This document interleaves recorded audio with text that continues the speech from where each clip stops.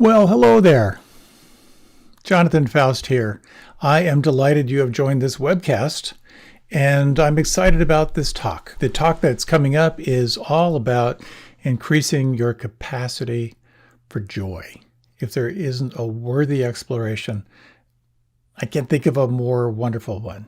So, I'm on the road, I'm traveling and doing all kinds of stuff. So, this will be a talk which was live from the Unitarian Universalist Church of Arlington a couple years ago. In listening to this talk, I was really just so reminded of how wonderful, not only how wonderful that community is, but how cool it is to teach live, which I haven't done for years. So this is all good. Before we begin, a few announcements. First of all, thank yous. Thank you to the Insight Meditation Community of Washington for hosting this, to our producers, to Glenn Harrison and Leo Gimo. A shout out to the Unitarian Universalist Church of Arlington, which hosted this class for so many years. Also, the whole Monday night experience, if you are so interested, is to join Mindful Movement at 6:30 Eastern Standard Time with Rita Moran. Wonderful movement to kind of prep you for meditation and a talk, which is here at 7:30 Eastern Standard Time. And then after, if you like, you can join Ray Manioki and Tara Cassidy for Mindful Dialogue. It's an opportunity to share about the talk, share about your practice, basically to connect with really cool, like-minded people. So all of that, if you want those links to the Mindful Movement and Mindful Dialogue, they're on my website, they're on my Facebook page, and they're in the newsletter that goes out weekly. Speaking of newsletters, there is a newsletter, a monthly newsletter, which offers a summary of talks, upcoming classes, my best photography for the month. That is available on my website. And finally, this is all offered freely. It's offered in the spirit of generosity. The whole idea here is that no one is denied access to these practices and teachings. And what supports that is the generosity of those who listen, those who believe in getting this out there. So thank you for your support. I really, really, really appreciate it. With all this being said, our practice or our focus is on joy. So we're going to do a little meditation of gathering, arriving, landing, opening up to the sense of the observer. And we'll take a few minutes at the end to reflect on this capacity for joy in preparation for the talk. So to begin with, you want to make sure that you are comfortable. Make sure you're not disturbed. Your cell phone's on stun. All your animals are tuned in to the vibrational shift you're going to be moving into here. You might want to reach your arms up overhead. Stretch up to the left side, the right side, open your jaw wide. Make any sounds that feel good for you at the end of a day. If this is the end of the day, I know we have people who are listening around the planet. When you're ready, you can close your eyes. And take a moment just to notice this very simple practice, yet a profound practice of closing your eyes. Think of all the activity that you've been engaged in, this quality of consciousness which is out there to make sure you're safe. So it's always scanning for danger. This practice is a gesture of trust, a gesture of feeling safe enough to be able to close your eyes. As well, it's about amplifying awareness of the inner world. Take a few moments, if you would, to notice where you feel the breath.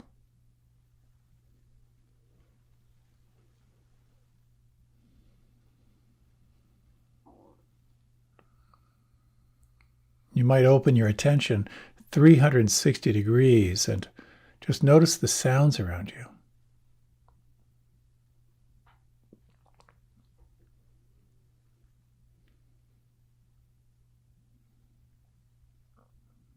You might take a moment to feel from the inside the palms and fingers and thumbs.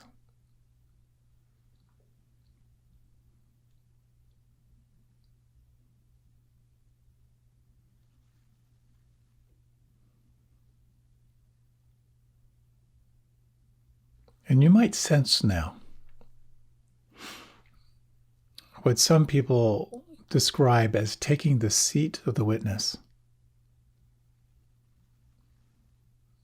Your awareness that can observe without judgment.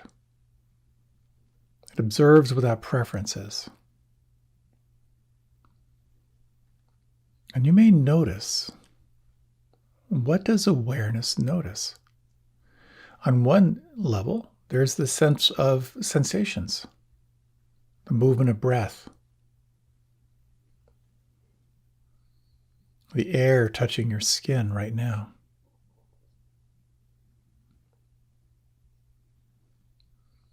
The perception of pleasant sensations, and you might just sense right now, is there anywhere inside that feels pleasurable, easy, free-flowing?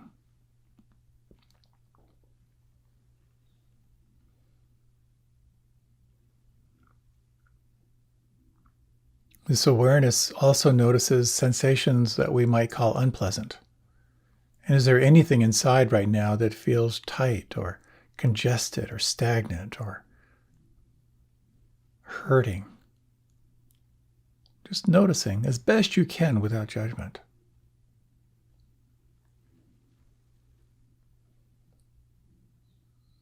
There are also sensations which we call neutral. They're neither pleasant nor unpleasant, but it's got kind of that space in between.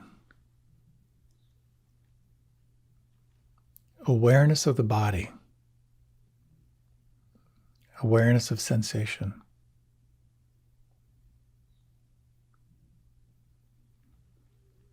This quality of the witness is also awake to the thought forms that come and go.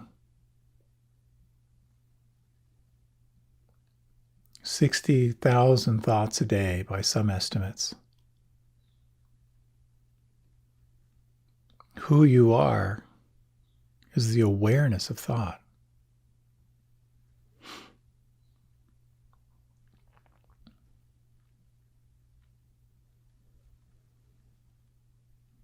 Through this lens of the witness, you're also aware of emotion, which is this blend of a thought from the mind and a feeling from the body.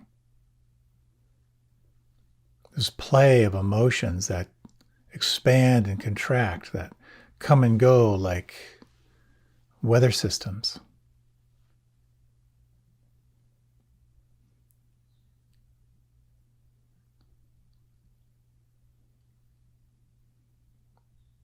Through this lens of the witness, you're also aware of different states that come and go. States of clarity. No clouds in the sky.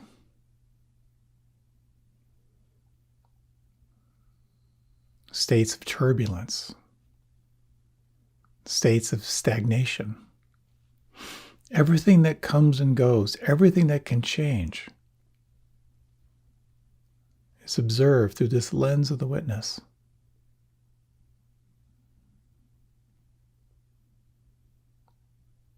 You might find it helpful to guide your attention, or this lens of the witness, to the movement of breath inside, or to the sounds, or maybe to the feeling in the palms. And for these next few minutes, let this be your primary attention.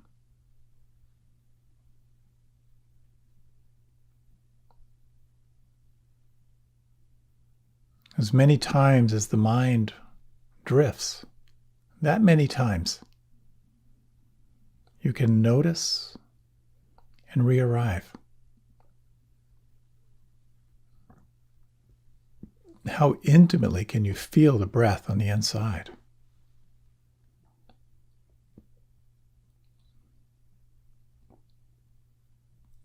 How intimately can you experience the sound vibrations around you?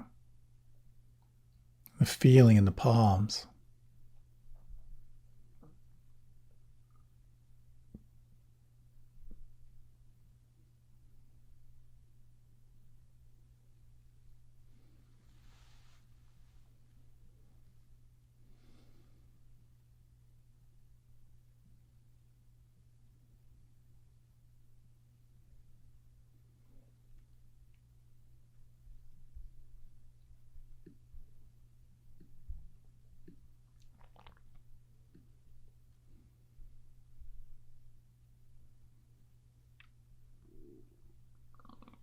And you might explore now this differential between narrowing your attention to the anchor of breath or sound or feeling, or opening your attention to the background. And notice if it's possible to stay in the seat of the witness and to broaden and widen your attention. And you might explore these two questions. What is changing right now? Can I let it be?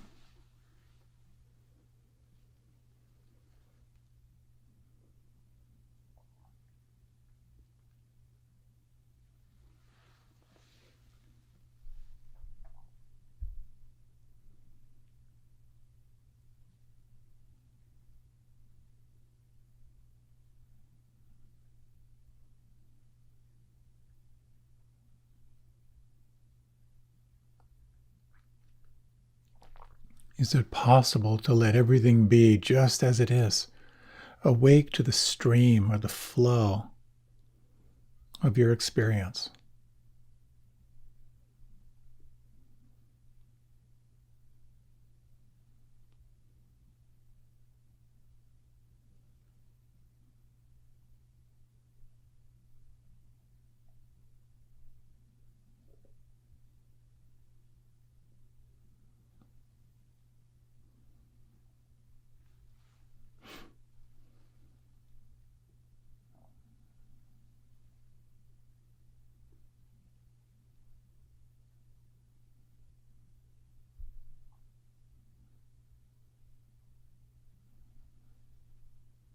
And if you like, we'll take the next minute or two for a brief reflection on this inquiry of joy.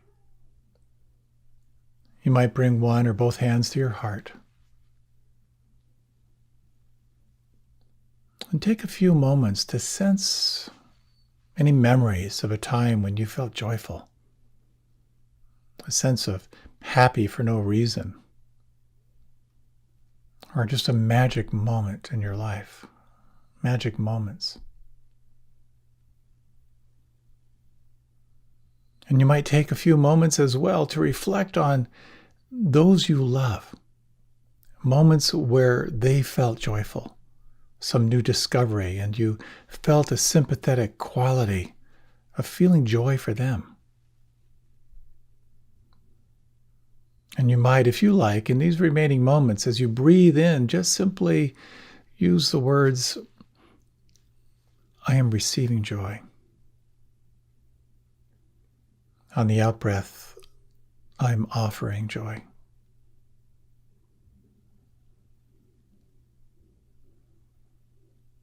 And as you breathe, just sense your capacity to make room for this feeling.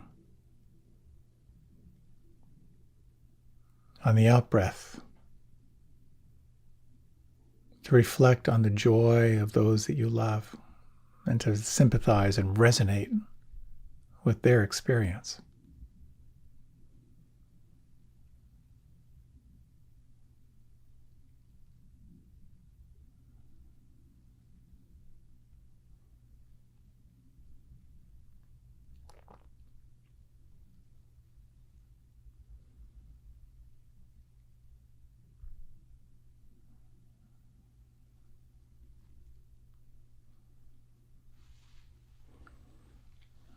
You might let this practice drop away now. Let your body move and shift in any way that feels good.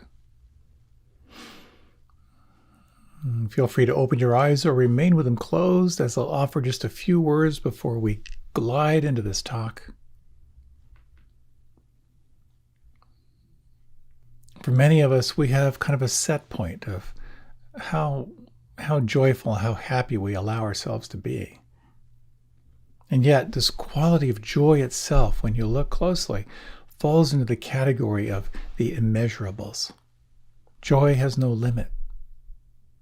Joy opens you to an infinite sense of possibility and an infinite sense of presence.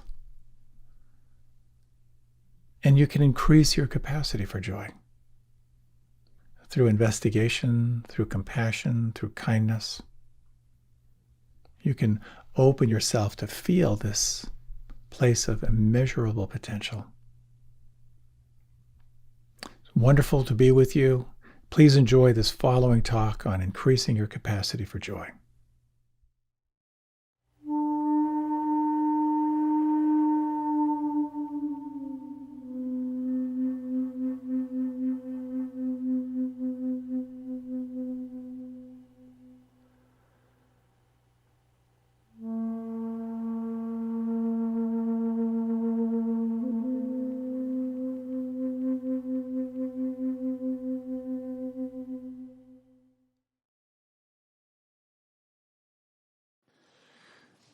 I'm just back from leading a 3-day intensive at Kripalu Center, where I lived for a couple decades. And nice to see some of the survivors of that retreat are here tonight. That's good. And while I was there with my co-leader of this retreat, I was reminded of a time many, many years ago. And again, I lived there for 24 years. After going there for lunch, I, with another person, I came up with this idea of a 7-day retreat that we were going to called the Art of Joyful Living. And we brainstormed all these amazing things we were going to do, all these creative things, and dance and improv and creative writing and all these super expressive, joyful activities. And so we launched the program, and we had a full group of people who showed up, and they were the saddest people I'd ever seen in my life. I was so naive. Of course, the Art of Joyful Living would attract people who weren't feeling joyful at all, but really wanted it. And suddenly, a redesign of the whole course, where the first half was really looking at the shadow side of joy. There's a quote from, I believe, from Rilke, which I'm going to butcher right now, but it's something to the effect where Rilke says, "Do not seek love. Seek only to bring your attention to the barriers of love." And that's kind of how it works. That if you want to be happy, it's mandatory you need to explore what's between you and feeling happy. And that will begin to open the door. So tonight is about joy, referred to in Pali as mudita, and is considered one of the 4 different ways of describing it, the 4 heavenly abodes, the 4 immeasurable states of the heart, the 4 heavenly attitudes. We talked a little bit of the first 2 weeks ago of loving kindness, of cultivating your capacity for kindness for yourself and others. And again, when you experience these states, they are truly beyond measure. The second of compassion, of learning how to increase your capacity to hold yourself with compassion and hold others with compassion. Tonight we'll talk about joy, and next week we'll talk about the kind of the flower of the practice, which is referred to as equanimity, or the steadiness that is present no matter what the externals are. So I'd like to talk about 4 things. First, a little bit on the unconscious pursuit of joy, kind of the habitual pursuit of joy, and then the radical act of pursuing joy, and a little bit on what are called the near enemies of joy, the things that kind of look like joy but they're not. And then we'll do some practice of kind of exploring the steps of how these practices really work and how you can effectively tap into them. So, joy, or mudita, is broadly defined as the tapping into that inner spring of joy that is available no matter what the circumstances.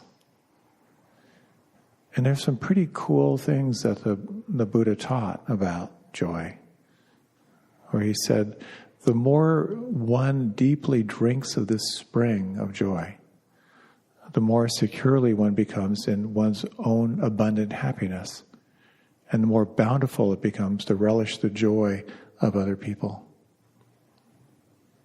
And it's not just about cultivating your own capacity for joy. Where the real work can be is cultivating what's called sympathetic joy. And that's the capacity to feel joy for other people and to wish other people to feel joy.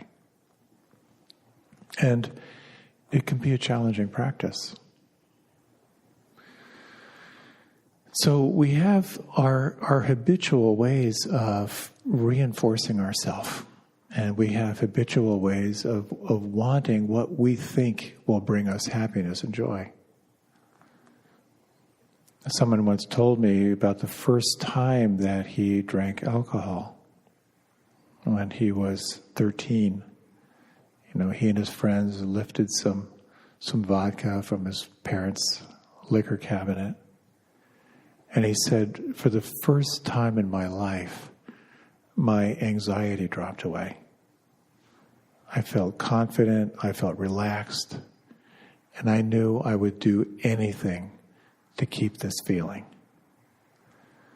And as you can imagine, that set up a struggle for him with addiction.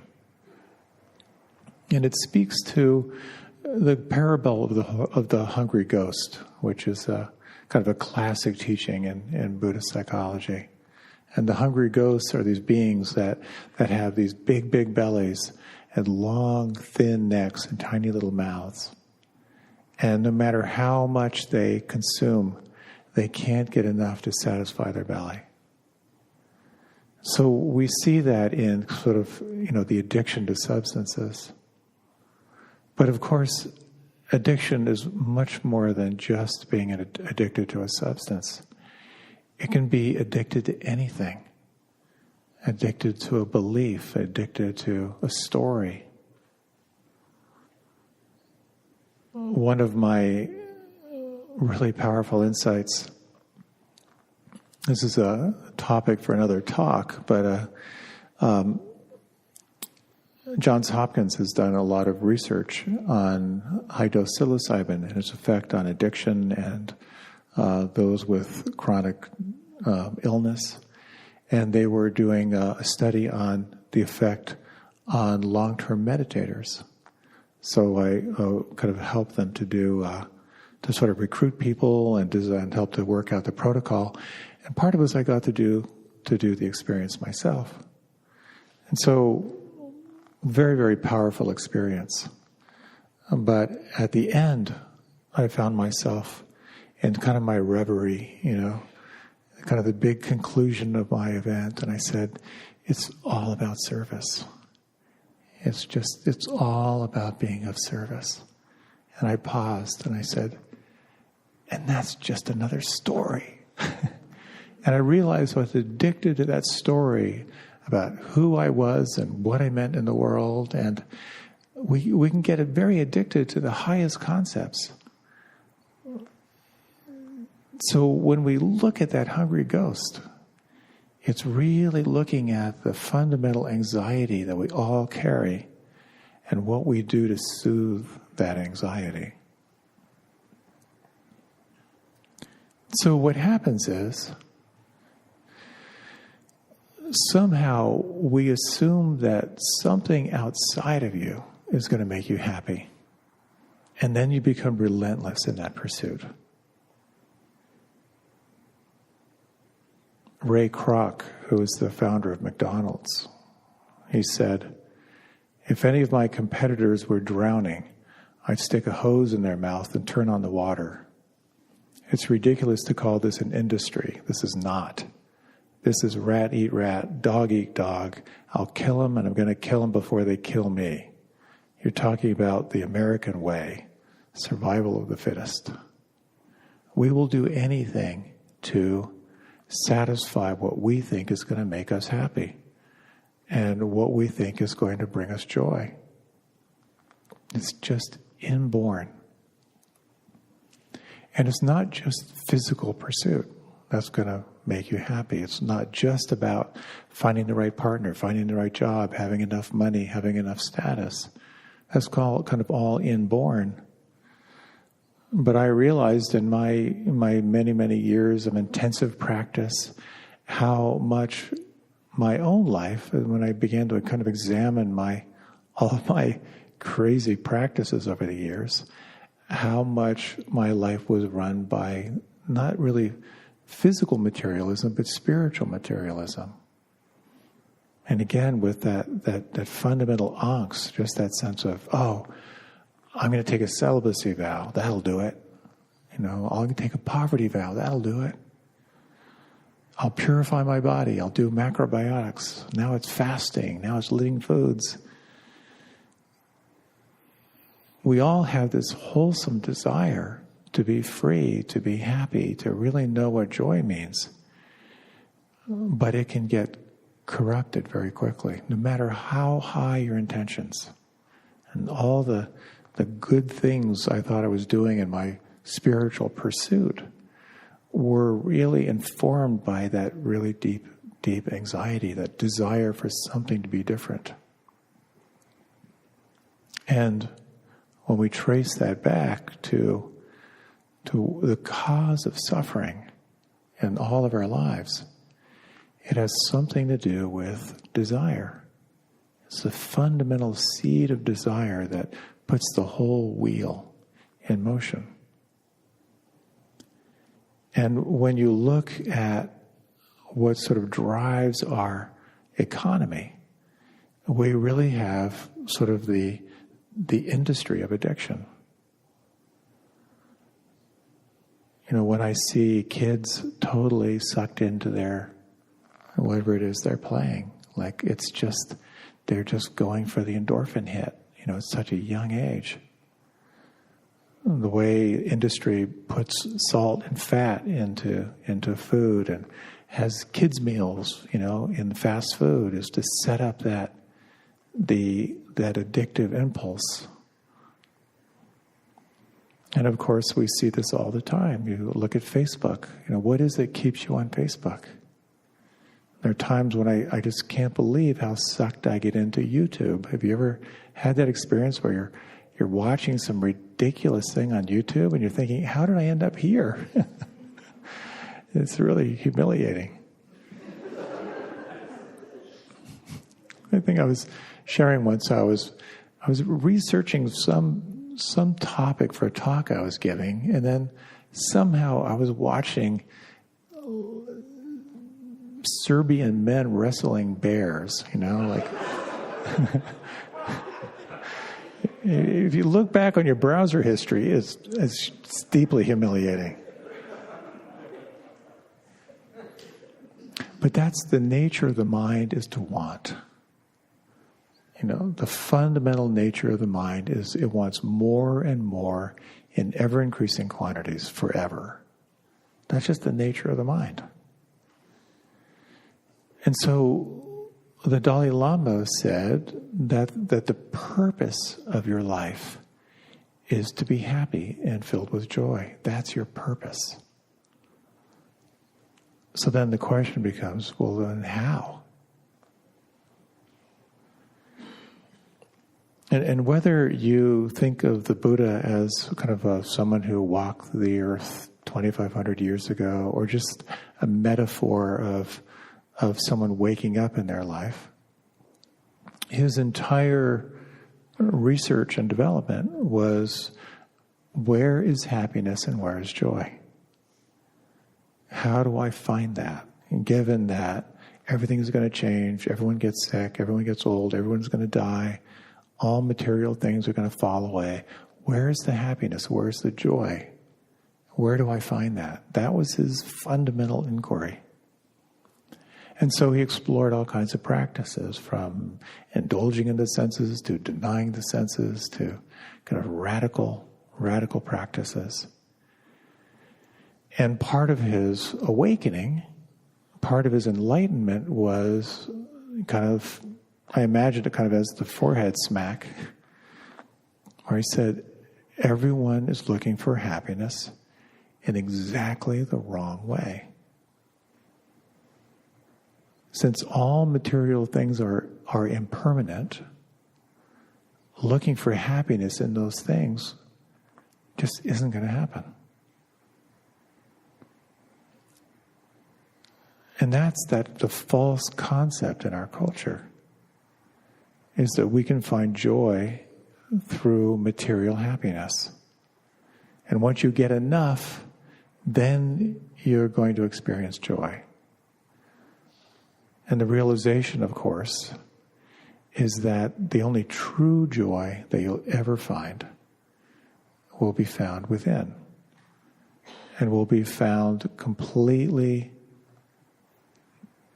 non-dependent on external circumstances. And that is a radical practice. That is considered swimming against the stream. And as the Buddha famously said, if this is what you're on for, you are swimming upstream. 2,500 years ago, before the internet,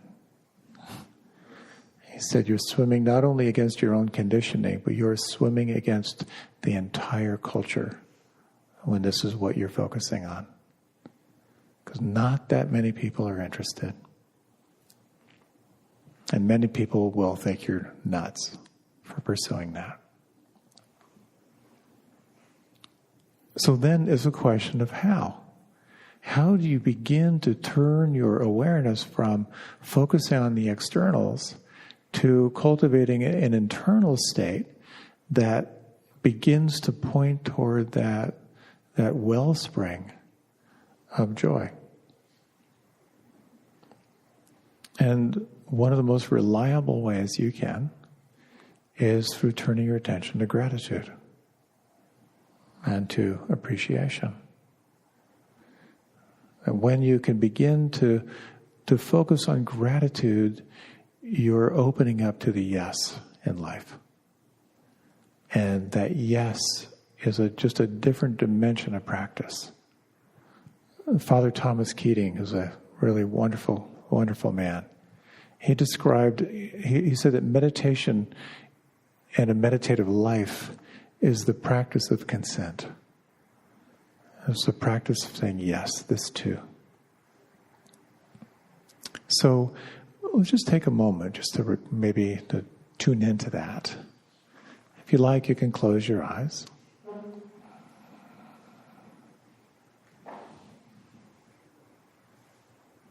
And you might again just refresh this inquiry. When you reflect on someone or something that you're grateful for, that you appreciate, what do you experience on the inside? What kind of shift do you notice?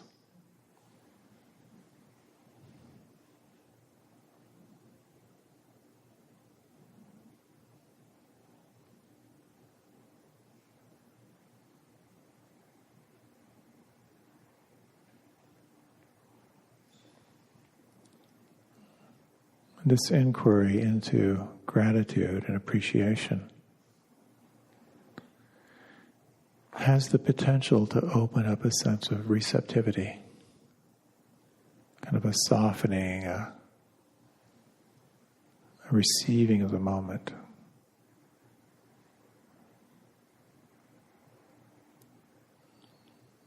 And there's another quality of joy that can occur when you are deeply and intimately present.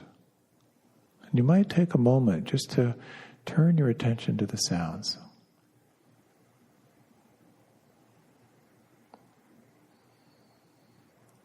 And just for the next moment, how intimately can you receive the sounds without any story? Is it possible to be fascinated?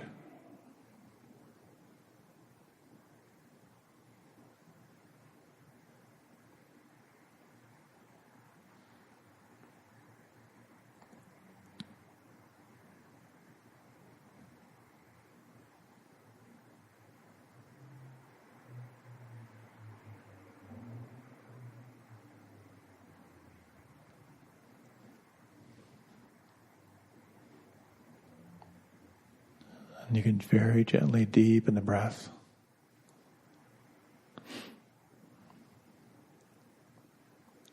And if you'd like, you can open the eyes or you can remain with them closed. Gratitude and appreciation can be a doorway to begin to point toward that wellspring of contentment. Another form of joy is the joy that comes from being intimately awake and present. There's some beautiful teachings and practices that the more absorbed you get into something, the more there's a sense of well-being that just arises. Because in those moments of deep absorption, no matter what you're doing, when you're deeply absorbed, you are not wanting your experience to be any different. There's nothing to add, there's nothing to take away. It's this sense of flow, this sense of one moment just opening into the next. It's actually a byproduct of concentration, which is kind of one of the foundations of our practice. That when you get deeply concentrated in your life, no matter what it is, it can be a movie or a book or in nature or intimacy, there's a sense of joy that can arise out of those moments. So as I said, there are two kinds of joy. There's the joy that comes from within, but there's sympathetic joy of your capacity to be happy for another person's happiness. And when you focus on joy, and it becomes kind of a primary filter you're looking through, sometimes there's some traps you can fall into.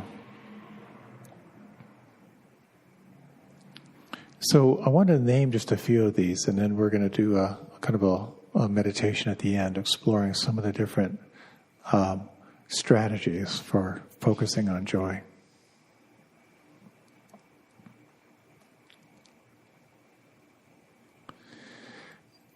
Some of the near enemies of joy.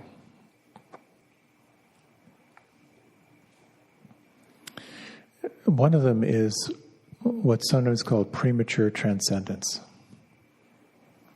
where you just decide you're going to be joyful and you skip over the anger, the envy, the resentment, and the jealousy, and you just pretend it isn't there. It's also known as spiritual bypassing.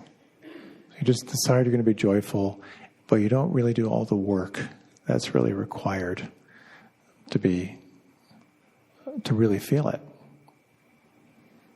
Sometimes there can be a sense of, I'll just push everything away and not deal with it, and then I'll feel joy. George Burns once said, happiness is having a large, loving, caring, close-knit family in another city.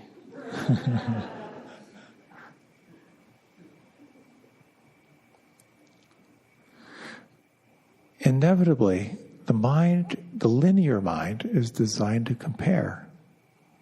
That's how we kind of make our way through life, comparing one thing to another and getting wise discernment and choosing our path. But that comparison can be a setup, because the comparison sets up envy and jealousy and comparison. If you start really wishing other people well, sometimes it can kick in that comparison. If someone has more than you have, and you really dwell on that person, you can start really wondering, well, what about me? What happened to me? I think I've shared in the past, a friend of mine from high school, said, hey, I just published my third book and I think it's my best one. It was hard for me to muster sympathetic joy because I hadn't finished my first one. So inevitably that will become part of the practice when you focus on joy. And it's interesting when you really reflect on joy that is independent of external conditions. Sometimes there can be a sense of sadness around how much of your life you've been chasing happiness outside.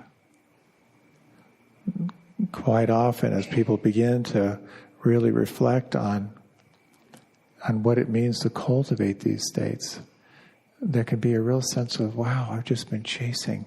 I've been chasing so much my whole life. I've been chasing the job, chasing the promotion, looking for that perfect relationship that never materialized, trying to get the right car that was going to make me happy and find the right house that was going to make me happy. Quite often there can be sadness that's associated with this. So I'd like to lead another short little reflection, if you don't mind.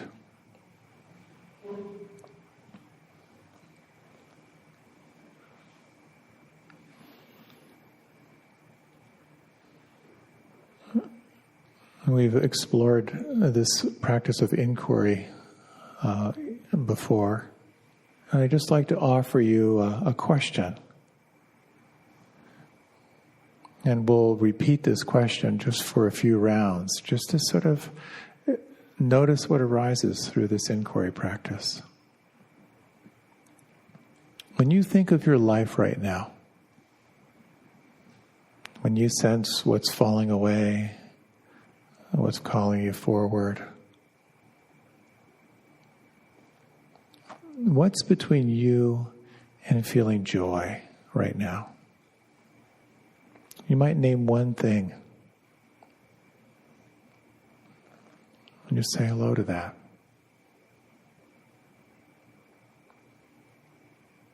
And then imagine you could place the concern for that to the side.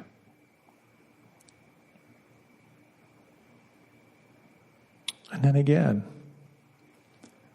what's between you and feeling joy in your life right now?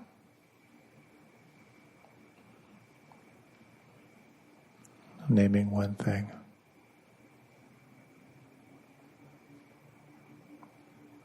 And say hello to it. And gently place the concern for that to the side.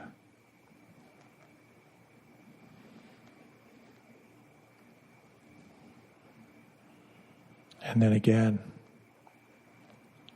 what's between you and feeling joy in your life right now?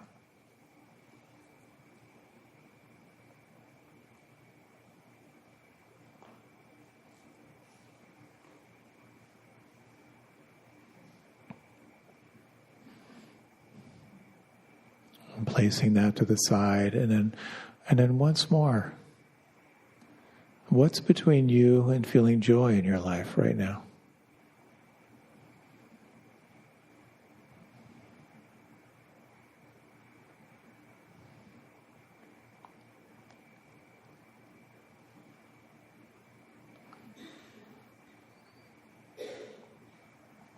And in your own way, just say hello to this landscape of what you've named.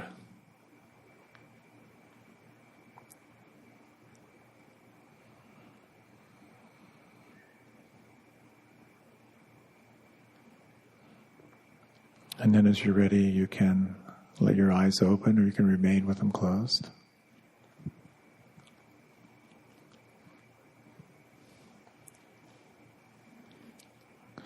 I find that inquiry to be quite powerful,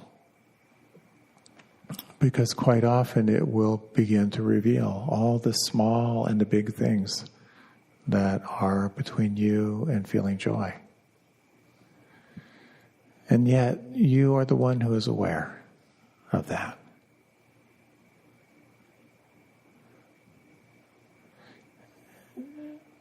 And inevitably,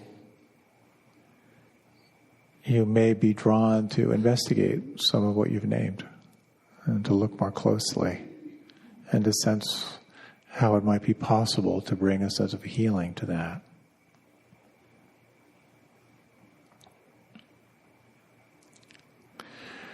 So much of our life has been chasing lights and rainbows, and chasing joy externally. Sometimes joy can take the form of schadenfreude, where we find a certain kind of happiness at the suffering or the discomfort of our enemies, yet another one of the near enemies. It's an incredibly challenging process to begin to actively look and pursue what true joy means. Because it means we're moving from a small, tightly bound, fear-based self to one that can be more free, that can feel more generous. And as in that earlier quote, that the more you immerse yourself in this inquiry, the more you can recognize that this is actually your true nature. And you'll find more and more joy in those around you.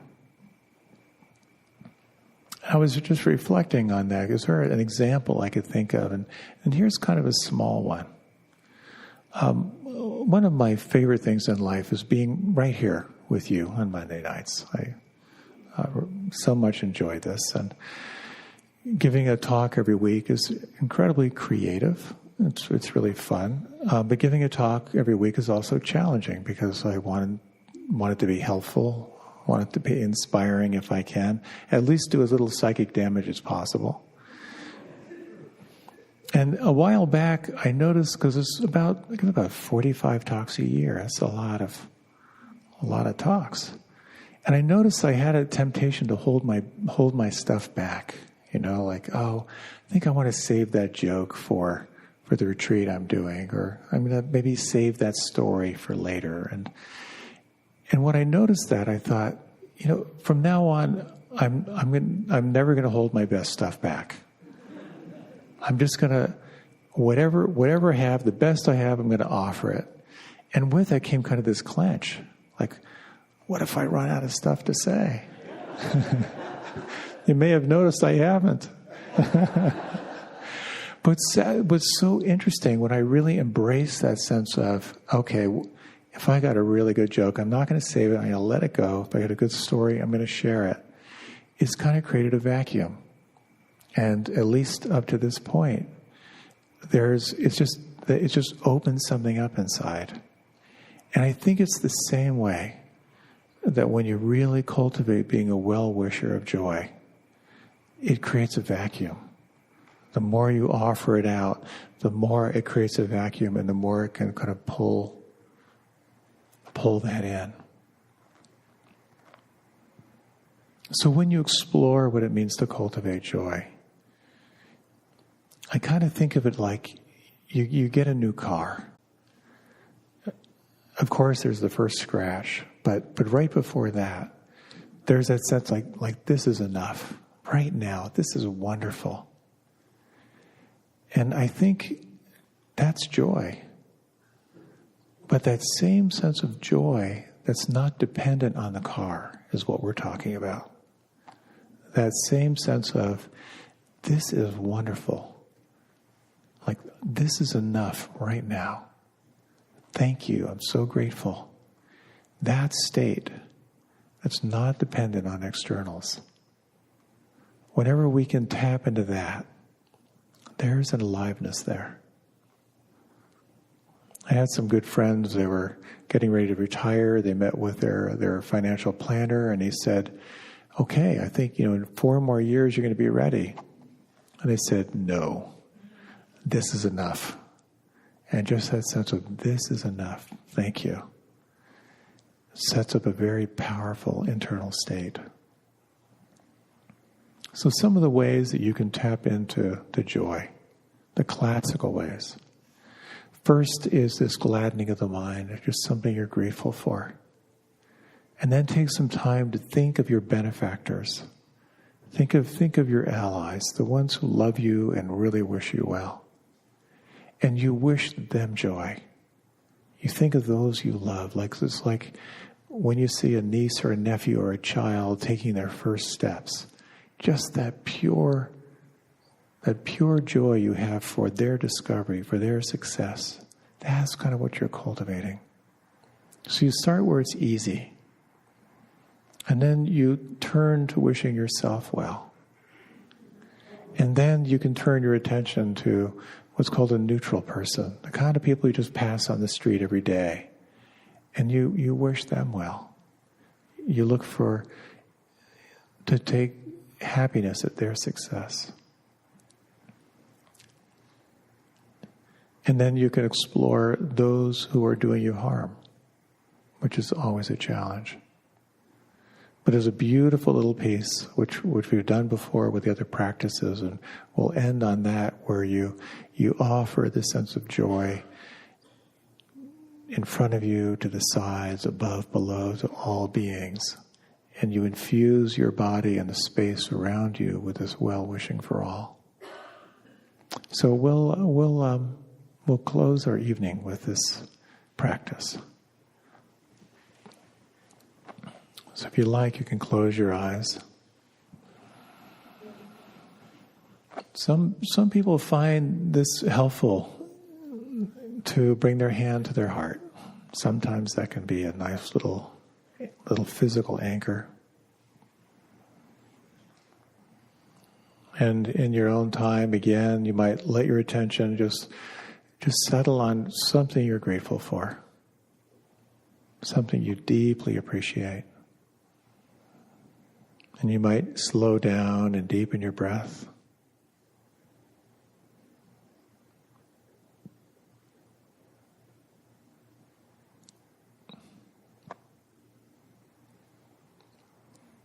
I'm going to offer just some minimal guidance here. Might bring into mind those in your inner circle, your benefactors, your friends, your allies, those who you know appreciate are on your team, and take some time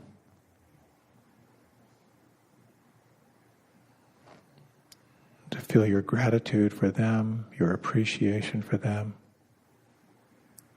and to wish them true joy.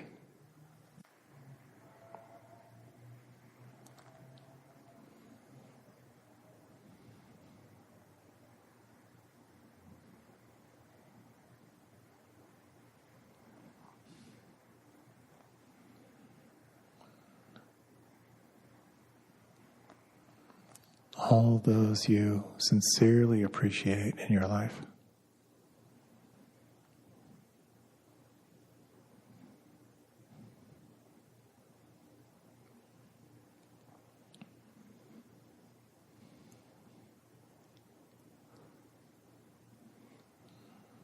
And you might now turn your attention to yourself, to wish yourself a joyful life,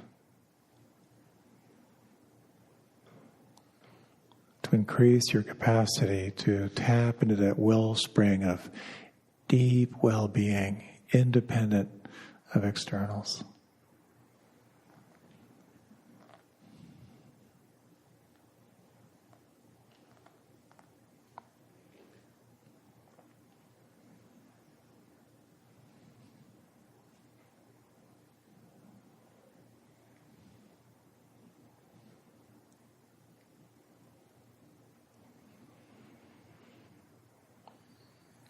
And you might now just take a moment or maybe a minute to think of people that you encounter on a daily basis that you have no particular attraction or aversion toward.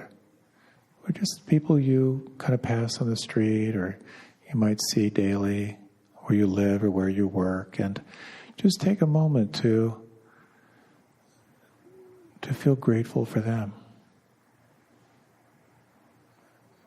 To celebrate their success, their happiness, and their joy.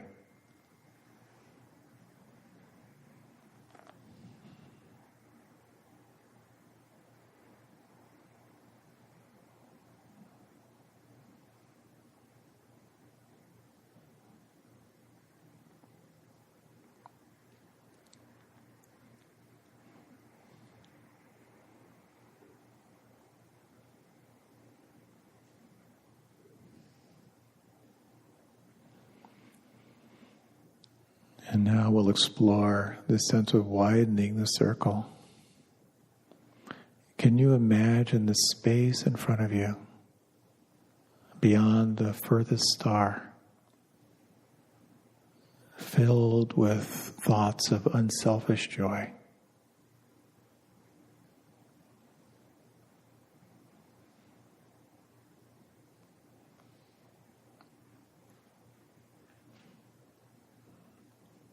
Can you imagine the space behind you, extending out beyond the furthest star, filled and suffused with thoughts of joy?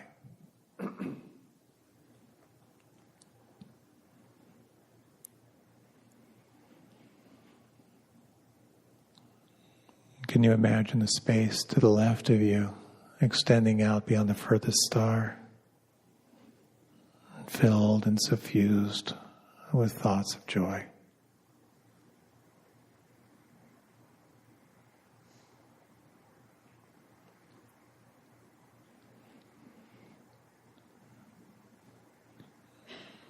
Can you imagine the space to the right of you, beyond the furthest star, filled with thoughts of unselfish joy?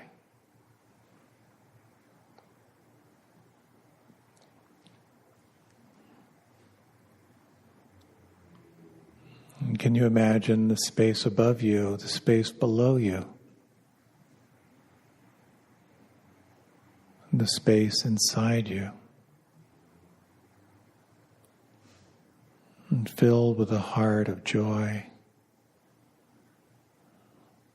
without hostility,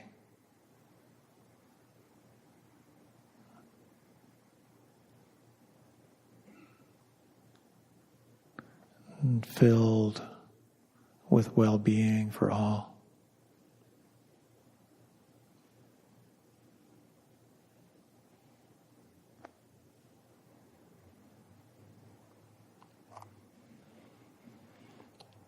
And closing this meditation by again wishing yourself well, to imagine your capacity for joy deepening and widening, your life filled with an ease of well-being, your heart, your cup overflowing.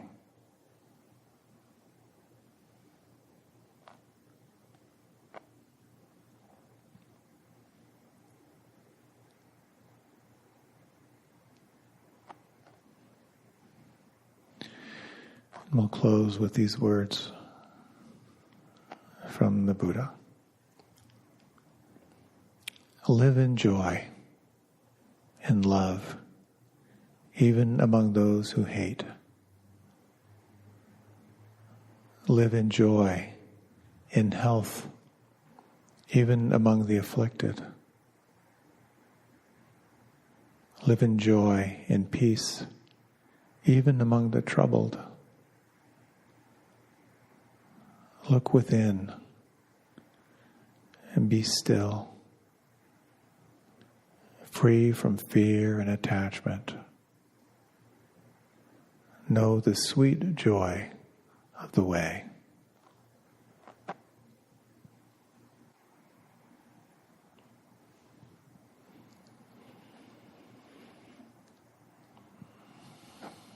When you're ready, you can deepen your breath.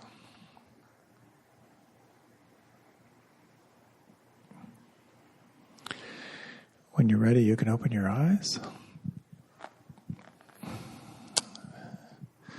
Thank you for your time and attention.